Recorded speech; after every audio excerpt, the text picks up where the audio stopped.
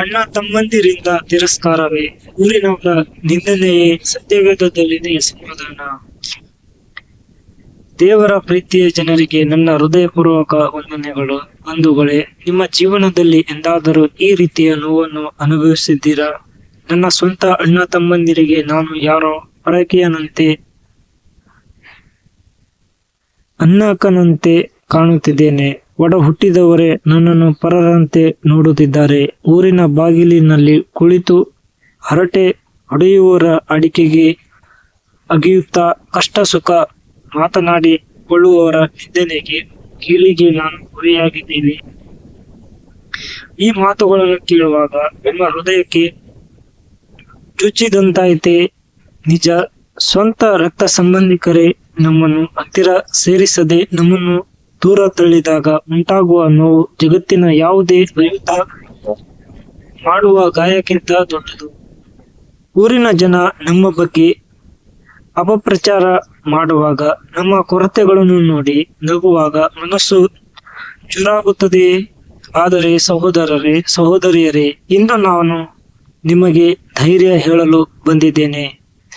ನೀವು ಪಡುತ್ತಿರುವ ಈ ನೋವು ನಿಮಗೆಷ್ಟೇ ಹೊಸದಲ್ಲ. ಸಾವಿರಾರು ವರ್ಷಗಳ ಹಿಂದೆಯೇ ಸತ್ಯವೇದದಲ್ಲಿ, ಬೈಬಲ್ನಲ್ಲಿ ಭಕ್ತರು ಈ ನೋವನ್ನು ಅನುಭವಿಸಿದ್ದರು. ಈ ಕುರಿತು ಸತ್ಯವೇದವು ಏನು ಹೇಳುತ್ತದೆ? ಇಂತಹ ಪರಿಸ್ಥಿತಿಯಲ್ಲಿ ದೇವರು ನಮಗೆ ಕೊಡುವ ಅಭಯವೇನು ಎಂಬುದನ್ನು ಈ ವಿಡಿಯೋದಲ್ಲಿ ವಿವರವಾಗಿ ತಿಳಿಯೋಣ. ಕೊನೆಯಲ್ಲಿ ನಿಮಗಾಗಿ ಒಂದು ಶಕ್ತಿಶಾಲಿ ಪ್ರಾರ್ಥನೆಯೂ ಇದೆ. ವಿಡಿಯೋವನ್ನು ಎಲ್ಲೂ ಸ್ಕಿಪ್ ಮಾಡದೆ ಕೊನೆಯವರೆಗೂ ನೋಡಿ. ಸತ್ಯವೇದದಲ್ಲಿ ಈ ವಾಕ್ಯದ ಮೂಲ ಮತ್ತು ಭಕ್ತರ ಅನುಭವ.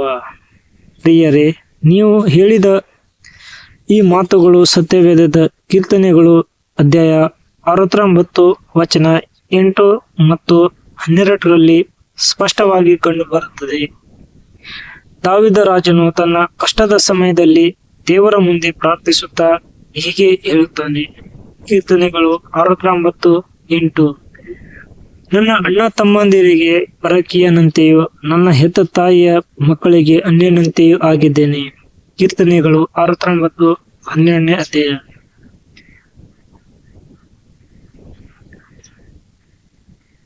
ಊರ ಬಾಗಿಲಿನಲ್ಲಿ ಕುಳಿತುಕೊಳ್ಳುವವರು ನನ್ನ ಬಗ್ಗೆ ಮಾತನಾಡುತ್ತಾರೆ.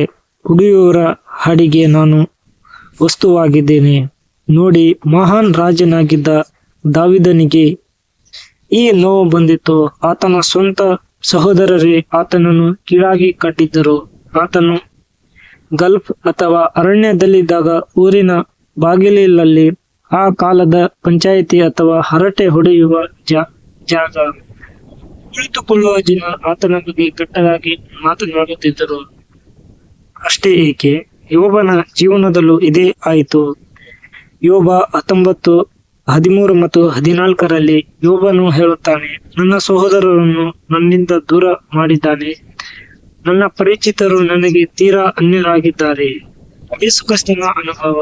ಇವೆಲ್ಲಕ್ಕಿಂತ ಮಿಗಿಲಾಗಿ ನಮ್ಮ ಕರ್ತನಾದ ಯೇಸು ಕ್ರಿಸ್ತನು ಈ ಭೂಮಿಯಲ್ಲಿದ್ದಾಗ ಆತನಿಗೂ ಇದೇ ಅನುಭವವಾಯಿತು. ಯೋಹಾನ 7 ಮತ್ತು 5ರಲ್ಲಿ ಬರೆಯಲಾಗಿದೆ, ಆತನ ಸಹೋದರರು ಸಹ ಆತನಲ್ಲಿ ನಂಬಿಕೆ ಇಡಲಿಲ್ಲ. ಯೇಸು ಕ್ರಿಸ್ತನ ಸ್ವಂತ ಒಡ ಹುಟ್ಟಿದವರೇ ಆತನನ್ನು ಆರಂಭದಲ್ಲಿ ನಂಬಲಿಲ್ಲ. ಆತನನ್ನು ಹುಚ್ಚನೆಂದರು. ಊರಿನ ಜನ ಆತನನ್ನು ತಿರಸ್ಕರಿಸಿ ಶಿಲುಬೆಗೆ ಏರಿಸಿದರು. ಆದ್ದರಿಂದ ಪ್ರಿಯರೇ, ಇಂದು ನೀವು ನಿಮ್ಮ ಕುಟುಂಬದಿಂದ ಒಡ ಹುಟ್ಟಿದವರಿಂದ ತಿರಸ್ಕರಿಸಲ್ಪಟ್ಟಿದ್ದರೆ ನೆನಪಿಡಿ, ನಿಮ್ಮ ನೋವನ್ನು ಚೆನ್ನಾಗಿ ಅರ್ಥ ಮಾಡಿಕೊಳ್ಳಬಲ್ಲ ಒಬ್ಬ ರಕ್ಷಕ ಯೇಸು ಕ್ರಿಸ್ತ ನಿಮಗಿದ್ದಾನೆ. ಜನರು ಏತಕ್ಕಾಗಿ ನಮ್ಮನ್ನು ತಿರಸ್ಕರಿಸುತ್ತಾರೆ? ಕಾರಣಗಳು ಮತ್ತು ಸತ್ಯವೇದದ ಬೆಳಕು. ಜನರು ಅಥವಾ ಸ್ವಂತ ಅಣ್ಣ ತಮ್ಮಂದಿರು ನಮ್ಮನ್ನು ಏಕೆ ತಿರಸ್ಕರಿಸುತ್ತಾರೆ? ಸತ್ಯವೇದವು ಇದಕ್ಕೆ 3 ಪ್ರಮುಖ ಕಾರಣಗಳನ್ನು ನೀಡುತ್ತದೆ. 1. ಅಸೂಯೆ ಮತ್ತು ಮತ್ಸರ. ಉದಾಹರಣೆಗೆ, ಯೋಸೇಫ ಕಥೆಯನ್ನು ನೋಡಿ. ತಂದೆ ಯೋಸೇಫನನ್ನು ಪ್ರೀತಿಸುತ್ತಾನೆ ಮತ್ತು ದೇವರಿಂದ ಆತನಿಗೆ ದರ್ಶನಗಳು ಬರುತ್ತವೆ ಎಂದ ತಕ್ಷಣ ಆತನ ಸ್ವಂತ ಅಣ್ಣಂದಿರು ಆತನನ್ನು ದ್ವೇಷಿಸಿದರು. ಆತನನ್ನು ಪರಕೀಯನಂತೆ ಕಂಡು ಗುಂಡಿಗೆ ಹಾಕಿ ಕಡೆಯಲ್ಲಿ ಗುಲಾಮನಾಗಿ ಮಾರಿಬಿಟ್ಟರು. ನಿಮ್ಮಲ್ಲಿರುವ ದೇವರ ಕೃಪೆ, ನಿಮ್ಮ ಒಳ್ಳೆಯತನ ಅಥವಾ ನಿಮ್ಮ ಬೆಳವಣಿಗೆಯನ್ನು ನೋಡಿ ನಿಮ್ಮ ಒಡ ಹುಟ್ಟಿದವರಿಗೆ ಅಸೂಯೆ ಇರಬಹುದು. 2. ನೀವು ದೇವರ ಮಾರ್ಗದಲ್ಲಿ ನಡೆಯುತ್ತಿರುವುದು. ನೀವು ಲೋಕದ ಕೆಟ್ಟ ಮಾರ್ಗದಲ್ಲಿ ನಡೆಯದೆ ದೇವರ ಭಯದಲ್ಲಿ ಜೀವಿಸುತ್ತಿದ್ದರೆ ಊರಿನ ಜನರಿಗೆ ಮತ್ತು ದುಷ್ಟರಿಗೆ ನಿಮ್ಮನ್ನು ಕಂಡರೆ ಆಗುವುದಿಲ್ಲ. ದಾವೀದನು ಕೀರ್ತನೆಗಳು 69:9 ಹೇಳುತ್ತಾನೆ, ನಿನ್ನ ಆಲಯದ ಮೇಲಿನ ಆಸಕ್ತಿಯು ನನ್ನನ್ನು ಭಕ್ಷಿಸಿದೆ, ನಿನ್ನನ್ನು ನಿಂದಿಸುವವರ ನಿಂದನೆಗಳು ನನ್ನ ಮೇಲೆ ಬಿದ್ದಿವೆ. ನೀವು ಒಳ್ಳೆಯವರಾಗಿದ್ದಕ್ಕೂ ನಿಂದನೆ ಅನುಭವಿಸಬೇಕಾಗಬಹುದು. 3. ನಿಮ್ಮ ಬಡತನ ಅಥವಾ ಕಷ್ಟದ ಸಮಯ. ಲೋಕವು ಹಣ ಮತ್ತು ಅಂತಸ್ತನ್ನು ನೋಡಿ ಗೌರವ ಕೊಡುತ್ತದೆ. ಸೌಮ್ಯತರಾಗಿದ್ದಾಗ ಹತ್ತಿರ ಬರುವ ಬಂಧುಗಳು ಕಷ್ಟ ಬಂದಾಗ ದೂರವಾಗುತ್ತಾರೆ. ಸಾಮುವೇಲ 19:7 ಹೇಳುತ್ತದೆ, ಬಡವನನ್ನು ಆತನ ಸಹೋದರರೆಲ್ಲರೂ ದ್ವೇಷಿಸುತ್ತಾರೆ, ಆತನ ಸ್ನೇಹಿತರಂತೂ ಆತನಿಗೆ ತೀರಾ ದೂರವಾಗುತ್ತಾರೆ. ಆದರೆ ನೆನಪಿಡಿ, ಮಾನವೀಯ ಸಂಬಂಧಗಳು ಮುರಿದು ಬೀಳಬಹುದು, ಆದರೆ ದೇವರ ಪ್ರೀತಿ ಎಂದಿಗೂ ಮುರಿಯುವುದಿಲ್ಲ. ಇಂತಹ ಪರಿಸ್ಥಿತಿಯಲ್ಲಿ ನಾವು ಏನು ಮಾಡಬೇಕು? ದೇವರ ಸಲಹೆ. ಹಾಗಾದರೆ ಬಂಧುಗಳು ನಮ್ಮನ್ನು ಬಿಟ್ಟಾಗ, ಊರಿನವರು ನಿಂದಿಸಿದಾಗ ನಾವು ಏನು ಮಾಡಬೇಕು? 1. ಸದೈವ ದೇವರ ಮೇಲೆ ಭರವಸೆ ಇಡಿ. ಕೀರ್ತನೆಗಳು 27:10 ರಮ್ಯವಾದ ಅಭಯವನ್ನು ನೀಡುತ್ತದೆ. ನನ್ನ ತಂದೆಯು ತಾಯಿಯು ನನ್ನನ್ನು ಕೈಬಿಟ್ಟರು, ಯೆಹೋವನು ನನ್ನನ್ನು ಸೇರಿಸಿಕೊಳ್ಳುವನು. ಹೆತ್ತವರೇ ಬಿಟ್ಟರು, ಬಿಡದ ದೇವರು ನಿಮ್ಮೊಂದಿಗಿದ್ದಾನೆ. 2. ಮುಡುಪು ಬದಲಿಗೆ ಶಾಪ ಕೊಡಬೇಡಿ, ಆಶೀರ್ವಾದಿಸಿ. ಯೇಸು ಕ್ರಿಸ್ತನು ಹೇಳಿದನು, ನಿಮ್ಮನ್ನು ಶಪಿಸುವವರನ್ನು ಆಶೀರ್ವಾದಿಸಿ, ನಿಮ್ಮನ್ನು ನಿಂದಿಸುವವರಿಗಾಗಿ ಪ್ರಾರ್ಥಿಸಿ. ಲೂಕ 6:28 ಊರ ಬಾಗಿಲಲ್ಲಿ ಕುಳಿತು ನಿಂದಿಸುವವರ ಬಗ್ಗೆ ಕೋಪಗೊಳ್ಳಬೇಡಿ, ಅವರಿಗಾಗಿ ಪ್ರಾರ್ಥಿಸಿ.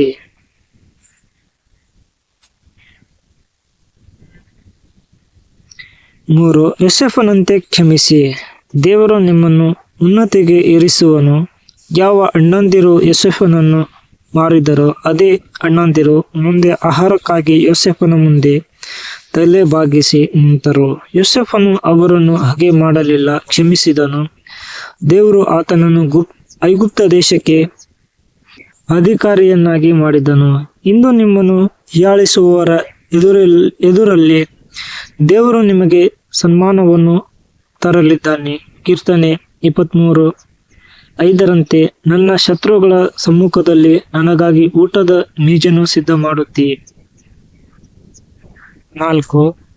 ನಿಮ್ಮ ನಿಂದನೆಯು ಆಶೀರ್ವಾದವಾಗಿ ಬದಲಾಗುವುದು.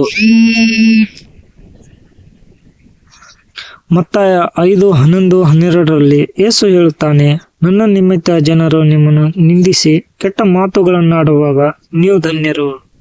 ಸಂತೋಷ ಪಡಿರಿ, ಏಕೆಂದರೆ ಪರಲೋಕದಲ್ಲಿ ನಿಮ್ಮ ಪ್ರತಿಫಲವು ದೊಡ್ಡದಾಗಿದೆ.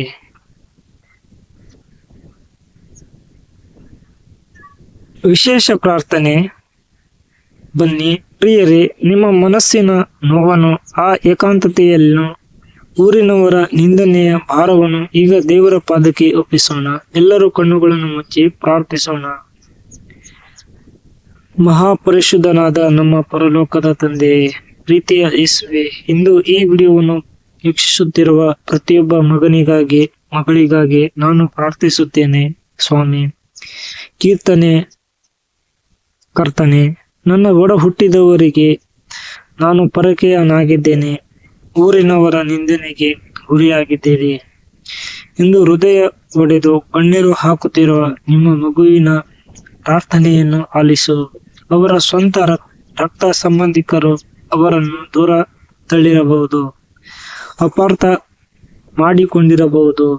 ಊರಿನ ಜನ ಬಾಗಿಲಲ್ಲಿ ಕೂತು ಅವರ ಬಗ್ಗೆ ಕೆಟ್ಟದಾಗಿ ಮಾತನಾಡಿ ಮನಸ್ಸಿಗೆ ಗಾಯ ಮಾಡಿರಬಹುದು. ಆದರೆ ಕರ್ತನಾದ ಯೇಸುವೆ, ನೀವು ಸಹ ಈ ಭೂಮಿಯಲ್ಲಿದ್ದಾಗ ಇದೇ ನಿಂದನೆಯನ್ನು, ತಿರಸ್ಕಾರವನ್ನು ಸಹಿಸಿಕೊಂಡಿರಣ್ಣ. ಆ ನೋವು ಎಂತಹುದೆಂದು ನಿಮಗೆ ಗೊತ್ತು. ಈ ಕ್ಷಣವೇ ನಿಮ್ಮ ಪರಿಶುದ್ಧಾತ್ಮನ ಅಭಯ ಅವರ ಮೇಲೆ ಬರಲಿ. ಯಾರು ಅವರನ್ನು ತಿರಸ್ಕರಿಸಿದ್ದಾರೋ ಅವರ ಹೃದಯದಲ್ಲಿದ್ದ ಗಾಯಗಳನ್ನು ನಿಮ್ಮ ರಕ್ತದಿಂದ ಗುಣಪಡಿಸಿ ಸ್ವಾಮಿ. ತಂದೆ ತಾಯಿ ಕೈ ಬಿಟ್ಟರೋ ನಾನು ನಿನ್ನನ್ನು ಸೇರಿಸಿಕೊಳ್ಳುವೆನು ಎಂದು ಹೇಳಿದ ಮಾತಿನಂತೆ ಅವರ ಕೈ ಹಿಡಿದು ನಡೆಸು. ಅವರನ್ನು ನಿಂದಿಸುವವರ ಎದುರಲ್ಲಿ ಅವರಿಗೆ ಮೇಲೆಯನ್ನು ಗೌರವವನ್ನು ಕೃಪೆ ಮಾಡು.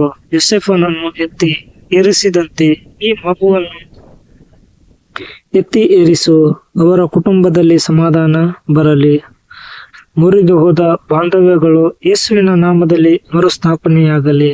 ಅವರಿಗೆ ಯಾರೂ ಇಲ್ಲ ಎಂಬ ಏಕಾಂತತೆ ನೀವೇ ಮಧ್ಯದಾರಿಯಾಗಿರಿ. ಈ ದಿನ ಅವರ ಶೋಕವನ್ನು ಸಂತೋಷವಾಗಿ ಬದಲಾಯಿಸು ಎಂದು ನಮ್ಮ ರಕ್ಷಕನಾದ ಯೇಸು ಕ್ರಿಸ್ತನ ಪರಿಶುದ್ಧ ನಾಮದಲ್ಲಿ ಬೇಡಿ ಪ್ರಾರ್ಥಿಸುತ್ತೇವೆ ತಂದೆಯೇ. ಆಮೆನ್. ಆಮೆನ್. ಧೈರ್ಯವಾಗಿರಿ ಪ್ರಿಯರೇ, ದೇವರು ನಿಮ್ಮೊಂದಿಗಿದ್ದಾನೆ. ಮನುಷ್ಯರು ನಿಮ್ಮನ್ನು ಕೈ ಬಿಡಬಹುದು, ಆದರೆ ದೇವರು ಎಂದಿಗೂ ಕೈ ಬಿಡುವುದಿಲ್ಲ. ಈ ವಿಡಿಯೋ ಅಥವಾ ಪ್ರಾರ್ಥನೆ ನಿಮ್ಮ ಮನಸ್ಸಿಗೆ ಸಮಾಧಾನ ತಂದಿದ್ದರೆ ದಯವಿಟ್ಟು ಈ ವಿಡಿಯೋವನ್ನು ಲೈಕ್ ಮಾಡಿ. ನಿಮ್ಮಂತೆ ಮೂವಿನಲ್ಲಿರುವ ಸ್ನೇಹಿತರಿಗೂ ಬಂಧುಗಳಿಗೂ ಇದನ್ನು ಶೇರ್ ಮಾಡಿ. ನಿಮ್ಮ ಪ್ರಾರ್ಥನೆ ವಿಷಯಗಳನ್ನು ಕೆಳಗಿನ ಕಮೆಂಟ್ ಬಾಕ್ಸ್ ನಲ್ಲಿ ತಿಳಿಸಿ. ನಾವು ನಿಮಗಾಗಿ ಪ್ರಾರ್ಥಿಸುತ್ತೇವೆ. ಇಂತಹ ಇನ್ನಷ್ಟು ವಾಕ್ಯದ ಸಂದೇಶಗಳಿಗಾಗಿ ನಮ್ಮ ಚಾನೆಲ್ ಅನ್ನು ಸಬ್ಸ್ಕ್ರೈಬ್ ಮಾಡಲು ಮರೆಯಬೇಡಿ. ದೇವರು ನಿಮ್ಮನ್ನು ಹಾಗೂ ನಿಮ್ಮ ಕುಟುಂಬವನ್ನು ಹೇರಳವಾಗಿ ಆಶೀರ್ವದಿಸಲಿ. ಶಾಲೋಮ್.